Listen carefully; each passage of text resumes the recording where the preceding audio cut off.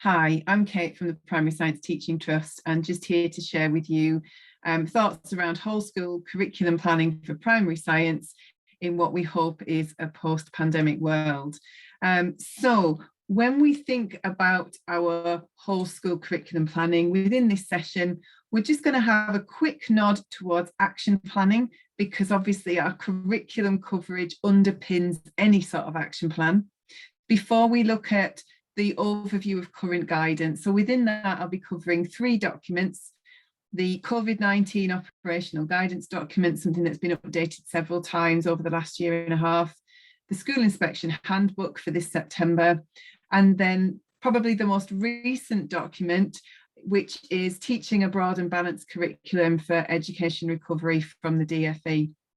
We're then going to look in more detail at where we are now. So our curriculum overviews, where are those gaps due to the pandemic? How can we pull out progression in order to identify key areas of development, move our children forward?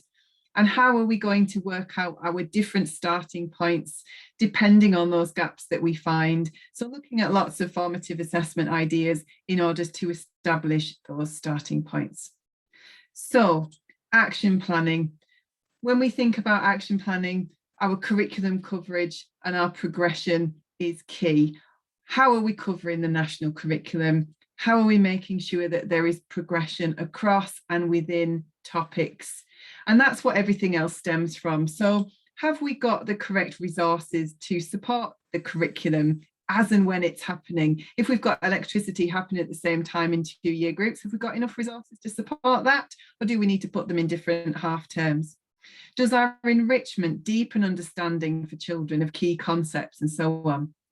And then there are other elements of any successful action plans. So how are we working this year to improve the quality of the teaching and learning of science? Is there some teacher CPD that we have planned, or is it the informal CPD that as a science leader we're developing all the time with our informal chats with teachers? And what are we doing in terms of those key areas like assessment? These are just some thoughts. In your school improvement development plan, it might be that you've got key areas that you know as a school you are focusing on. For example, vocabulary or reading within your topic, within your subject area. So you will know if there are additional things that you need to add on to an action plan, but these were some of the key things that I would be including. And this is an example of an action plan. Now, it is purely an example. Every school's got a different format for doing this, and there will be different expectations placed across different subjects within schools. But one key thing to point out here is the importance of any sort of action plan being kept fairly short, being kept objective focused, and a little bit along the lines of a to-do list so that it becomes a working document as opposed to something that is another paper exercise. And as a science leader, this is something that I'd be referring to on maybe a fortnightly basis. How am I doing in terms of my subject? Are there things that I've done? Can I do any evaluation at the moment? Are there things that I need to be really focusing on? And you can see down the left-hand side, those objectives, key objectives are there in order for me then to think about what actions am I taking in order to meet those objectives? And importantly, when am I going to be doing it across the year? Because we cannot do everything at once. Of course, our focus in this session is around curriculum progression. We're focusing on this in isolation, but as I said, it's from this that everything else really does stem. So once you're clear on what you're teaching and when you're teaching it, you can then make sure that your resources are in place, that you organise some enrichment to support the curriculum and so on. And so just as an example, if you've got your curriculum overview for the year, you can then do a fairly informal practice like an enrichment map and think about what enrichment are we going to be putting in place across the year in order to deepen children's understanding. thinking about putting it firmly in place for the year, getting some emails out and trying to make sure that those things are organised.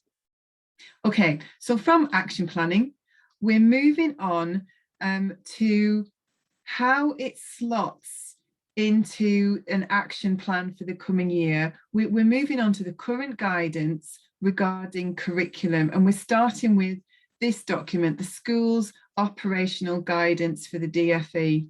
So if you just take a minute just to have a brief look over that page and just familiarise yourself with a few paragraphs that are there.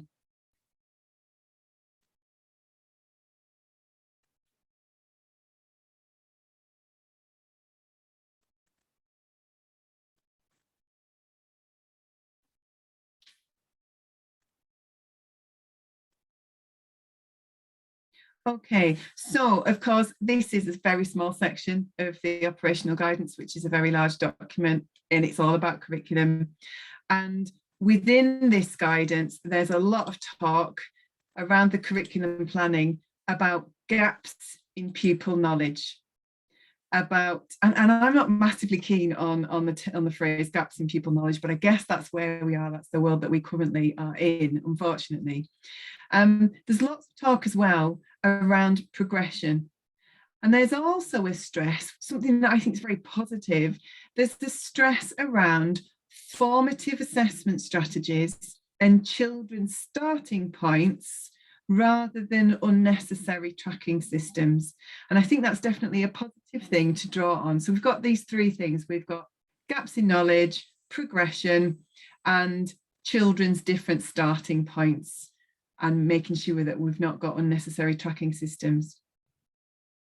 When we move then on to Ofsted's latest guidance, we can see this is something that's also been updated through the year, and the latest update was only in June, but the curriculum focused section has pretty much been the same since April 21, and that was mainly when schools were returning after the latest lockdown. And there's a clear distinction here from the guidance that they are giving to that which was given last year. Last year, it was very much around all the gaps must be addressed and normal teaching must be in place by Easter 2021. Now, the language is very much more now around adapting and prioritising. Science is a core subject of primary, as we know, and there's been evidence over the last 2 years of it gaining more focus in inspections in terms of deep dives. But in a similar vein to the DFE, this document gives clear and repetitive referencing to the curriculum planning, to those gaps and new starting points, the sequencing of learning, the building of knowledge, the skills as the curriculum progresses. And I think that's positive that we're seeing those key elements coming throughout those two documents. And then what we've got here, what we move on to here, is the most recent guidance from the DFE, and this is the document called Teaching a Broad and Balanced Curriculum for Education Recovery. And the same messages are coming through here. We've still got progression, we've still got learning gaps and new starting points. If we have a quick look at this, at the guiding principles here, and of course, again, it's a section from a larger document, what's really positive is that they are talking about educational visits. They're talking about the national curriculum, and there's a bit of a reminder there as well about updating the information that you have on your website. So it's thinking, well, if I am making changes as a result of the gaps that we're finding, maybe our curriculum overview is different, I do need to make sure that that is reflected on our school website. But apart from that, the key areas, progression, what are the gaps? What are my different starting points going to be based on what the pupils do and do not know? So far, we've got a very, very clear messages, those three key things coming from all of those documents, establishing the gaps, thinking about progression, and thinking about starting points. But this document has also got specific detail for each subject within the document. Now, I'm unsure as to how helpful this part of the document actually is. So obviously we're looking at the science section, but there are sections on each of the different subjects within that. But if we just look at the science bit, it talks about adjusting the science curriculum to identify the content in biology, physics, and chemistry that's most important for enabling pupils to build up their knowledge of key scientific concepts. So it's saying we've got to work out what's most important and we've got to teach that. Super. And then key stage 1, key stage 2, it gives examples, but it doesn't give a definitive list. It talks about possible things that could be most important, but it's not particularly explicit. So as a science lead, I would be thinking, well, how do I know what is most important? How will I establish that? And I would say my message from this would be that in order for children to move forward, I've got to establish where the children are now, and I've got to build from it. That's what is most important. And to do that, I've got to look at the important learning that should have gone before. So again, it's back to an understanding of the progression of the different topic areas, working out where children are, working out where the gaps are in order to establish those new starting points. So I think the key message is the same within all 3 documents that we're seeing there. With that key message of progression, there is a very, very important key resource that must be stressed. Now, hopefully you have come across this before now. If not, please do check it out. We will come back to this at points across this session, but to highlight it now, the plan resources, and the link is at the bottom of the page there, are superb. Much of what's shared on the plan resources are completely free, including this document, which I think is one of the most useful ones around progression. This is the knowledge matrices document, and this is a screenshot of part of it, which shows the progression. And here it's animals, including humans. It shows the progression of that topic from early years right through to key stage 3. So it shows not only the objectives that are specifically that topic, so the animals, including humans, objectives are there in black very clearly. So we can see actually animals, including humans, is covered in every year group, which if we're just a year 3 teacher and we've not perhaps taught in other year groups yet, maybe we're fairly new in our teaching career, we might not have known that. But we've also got objectives that are linked across other topic areas. And what you can see here is the objectives in red are linked across into living things and their habitats, that topic. So it gives a great opportunity for building on learning that's gone before, as well as revisiting and recapping what's gone before, making those deepening understanding by making those links. And I think animals, including humans, is a particularly good example because it does appear in every year group. So to give an example of how you might use this, again, I'm a year 3 teacher. My first lesson of the topic when I'm teaching year 3, animals including humans, would ideally be some sort of assessment for learning approach. So some sort of summative assessment activities to try and look at the previous year's learning. How much of the children retained? Have we got any gaps there? How much have they remembered? And sometimes it could be that it has actually been taught very thoroughly and very well, but for whatever reason, the retention just hasn't been there. So the gaps still exist. We know because of the last year and a half, those gaps are likely to be there for a variety of reasons.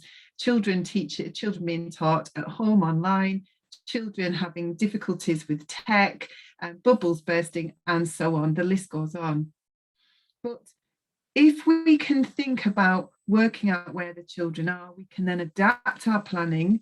We can take those different starting points And that's what's referred to so much in that guidance that we've talked about. And hopefully then we can meet the needs of our children in order to put the important learning, the important building blocks in place in order to move forward. Okay, so we need to think about where we are now, and we've pulled out the three key points that came through from the documents: the gaps due to the pandemic, the progression, and new starting points to topics. But with these in mind, it's very important that we make sure that we are taking the long-term view and keeping things realistic. Pupil and staff well-being within this is paramount.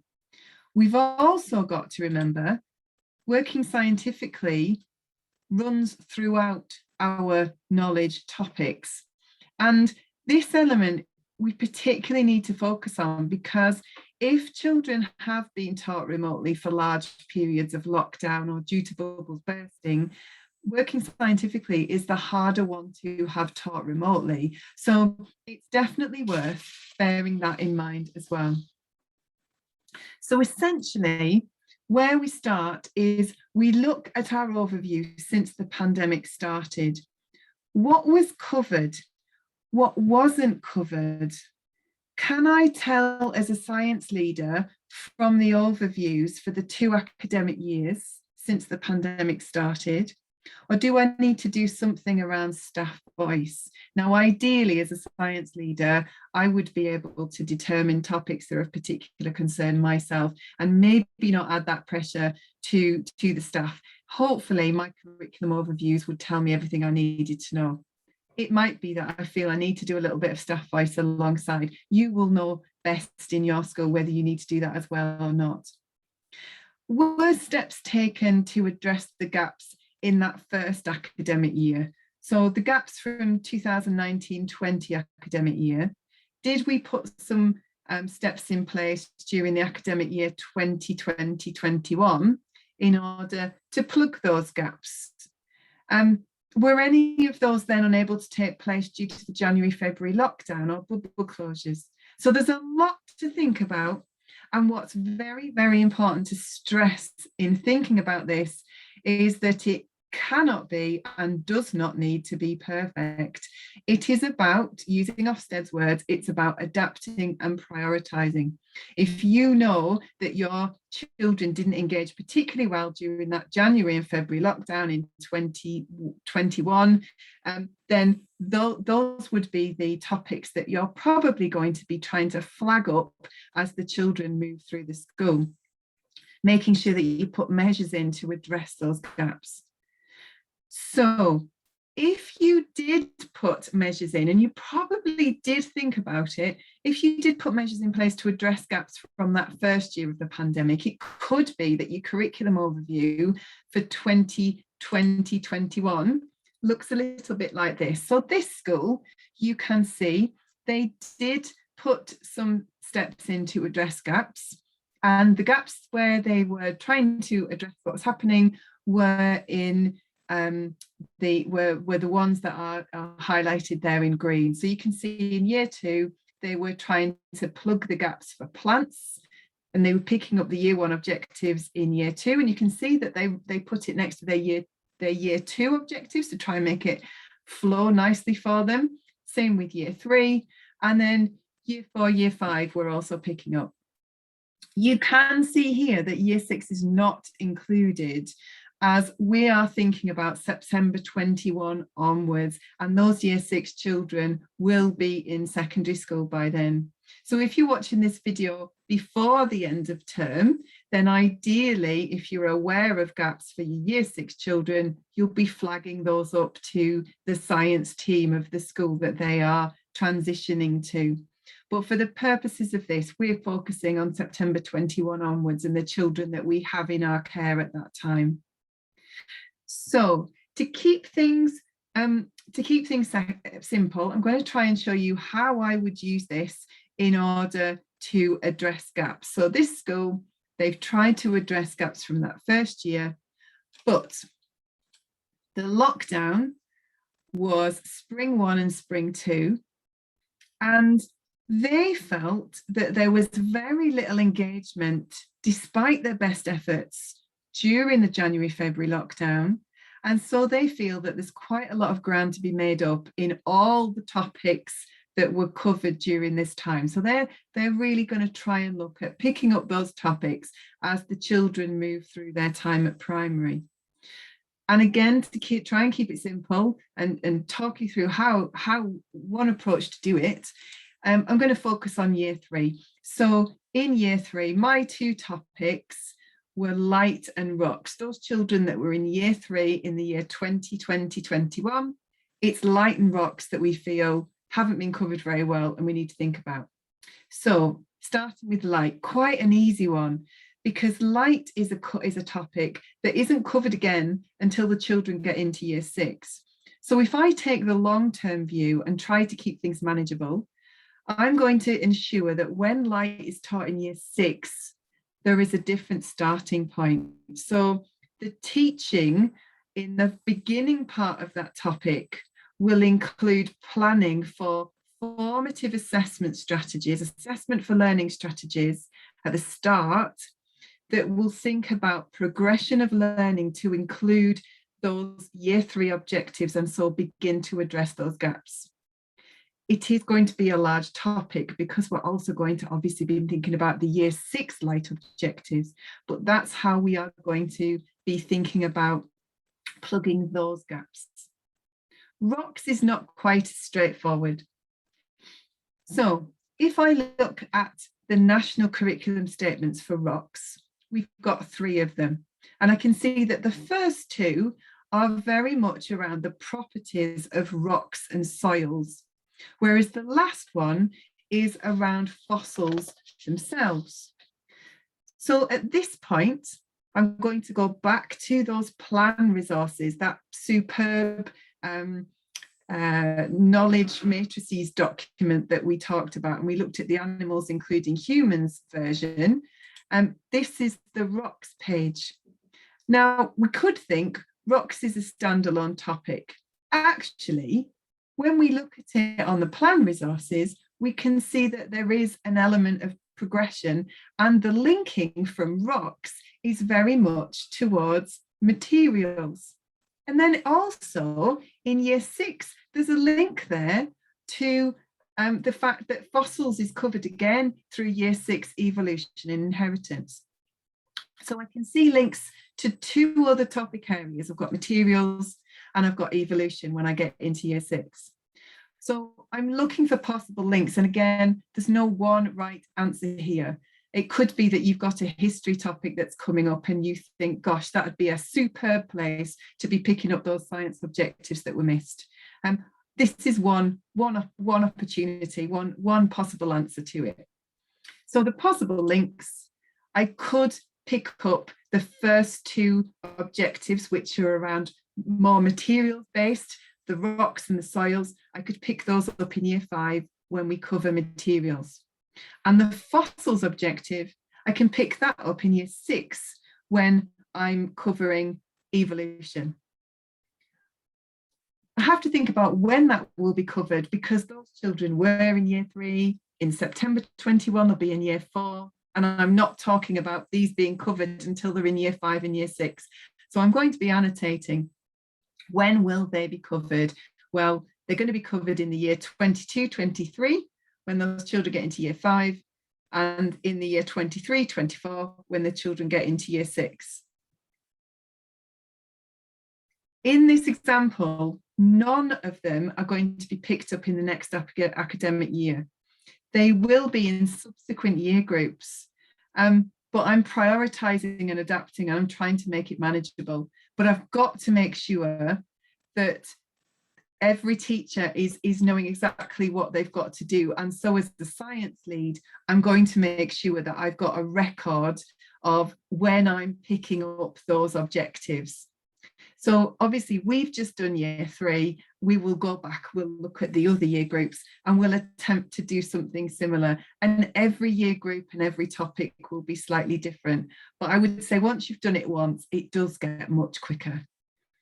Okay, so The level of detail is going to be very different for every school based on the interaction during lockdown, how many gaps you've already plugged perhaps since the children all returned and since the start of the pandemic.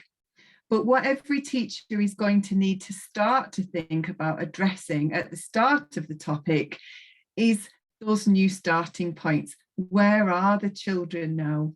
What gaps do they have? And what are our new starting points going to be?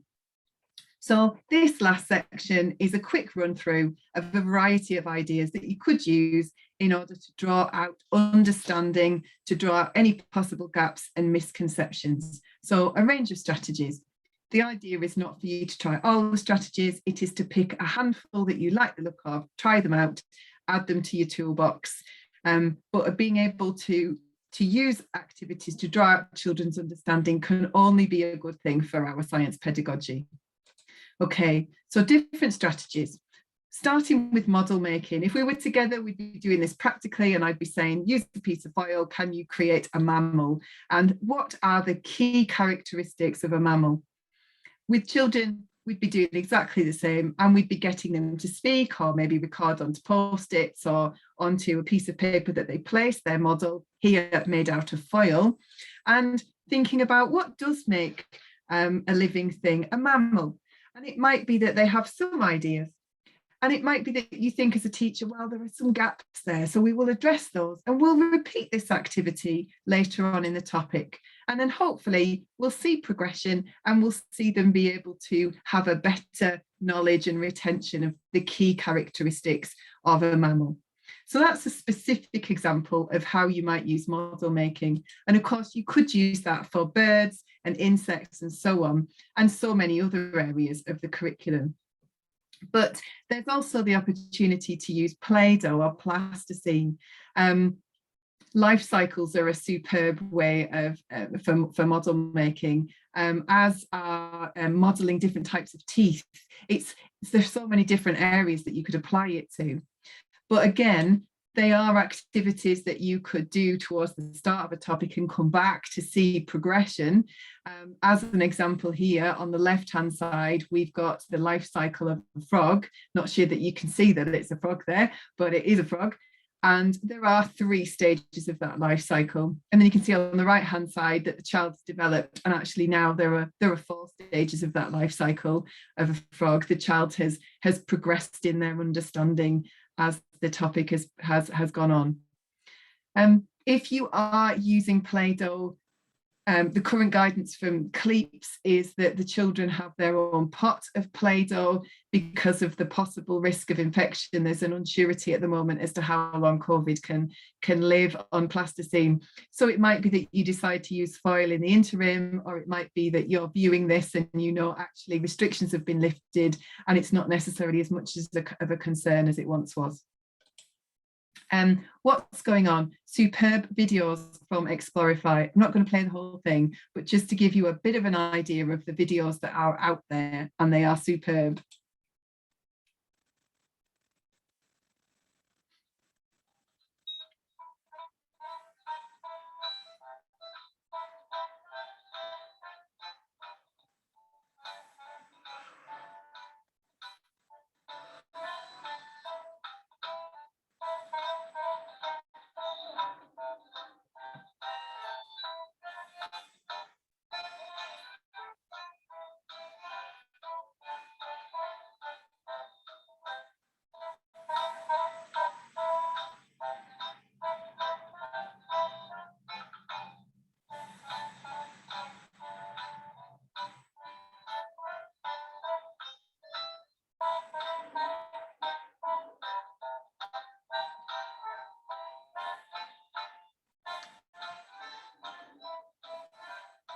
Okay, I'm going to stop it there, and I'm just going to show you a short bit of another what's going on activity from Explorify. If I can find the play button.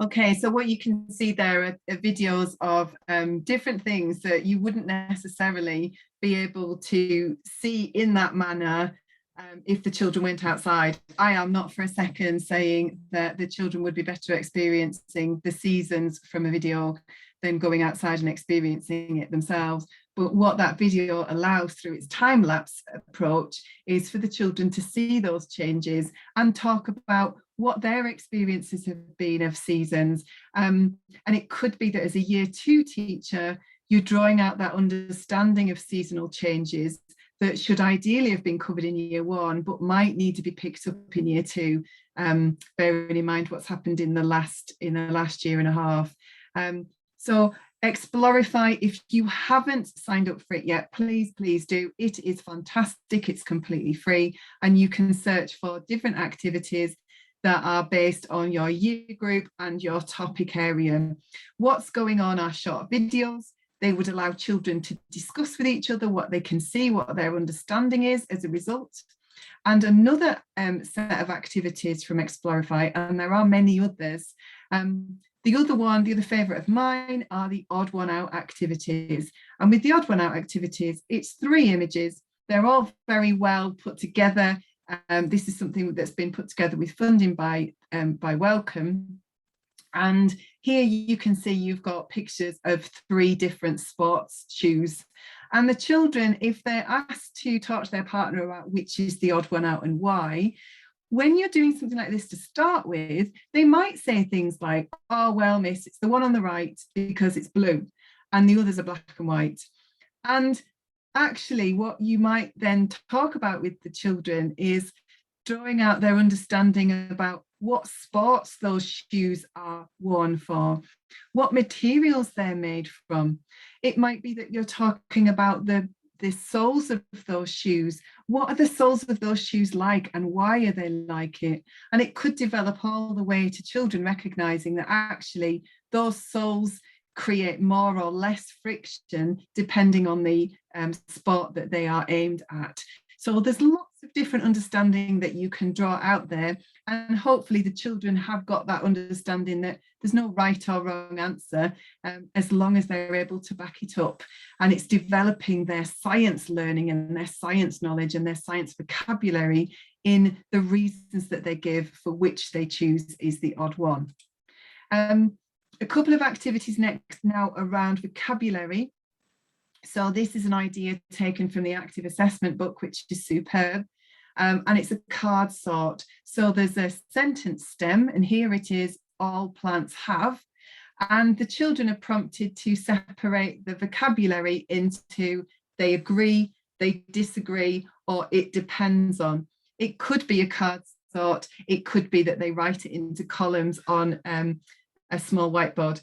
It would be up to how you ran it as a class, but a lovely activity to draw out their understanding of key vocabulary, as is this way of using a concept map. So with this, there are some keywords from the topic placed together, and the children's challenge is to think about how those keywords are linked. And here you can see that the child has begun to look at how opaque links to light, shadow, and block.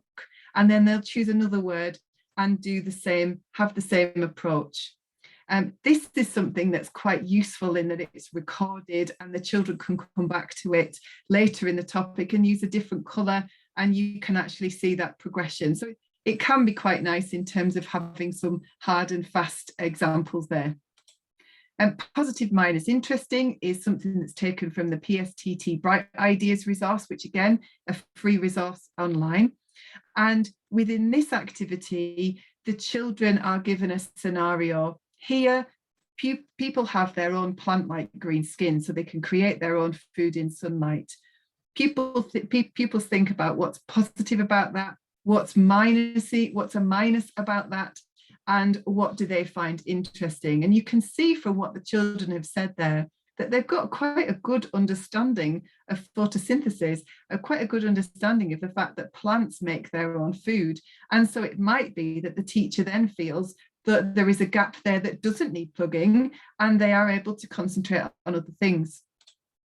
Concept cartoons, a lovely favourite, where there are cartoon characters that state opposing views, with the idea being that the children read those and or discuss them and then are more able to confidently talk about what they think and why without feeling under pressure to give the right or the wrong answer, because some of the answers given there are misconceptions. And then, of course, we've got quizzes. So quizzes can be a great way of drawing out children's understanding of key facts. It can possibly be to the detriment of children whose reading is perhaps not of a level of their science understanding, but it doesn't necessarily mean as a teacher it's something to completely avoid. It could be something that you use sparingly or something that works particularly well depending on your class.